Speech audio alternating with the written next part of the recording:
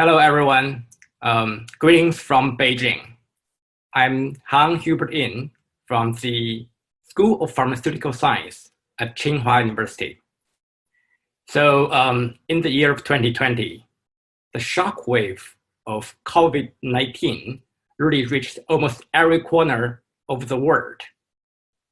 People have been talking about vaccines and potentially even treatment, but those would be years away. In the practice, in China in particular, alternative medicine, such as the traditional Chinese medicine, has been used widely. So today, I would like to talk to you some of the applications of traditional Chinese medicine, or we would call this TCM, in the practice of COVID-19 battles. Right now, the local time in Beijing is about 10 o'clock a.m. on April the 19th.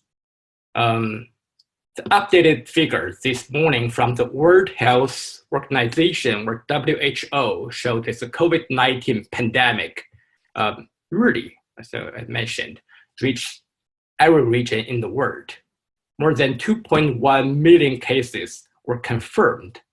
About 150,000 people killed by this really vicious virus. And this would be one of the greatest crises, in my opinion, in the human history. I'm going to talk about, in China, the application of the traditional Chinese medicine. And my talk going to be divided into three portions, with a brief introduction of the TCM and the applications of TCM in COVID-19 pandemics. I'm also going to talk to you about some of the efforts we have been performing at Tsinghua on modernizing, especially in establishing the international standard for the traditional Chinese medicine. Introduction.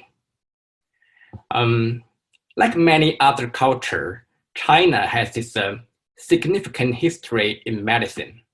As early as 4,000 years ago, during the Xia and Shang dynasties, the traditional Chinese medicine originated in China, right? And about 400 or 500 years ago, especially during the Ming Dynasty, the contemporary traditional Chinese medicine came into being.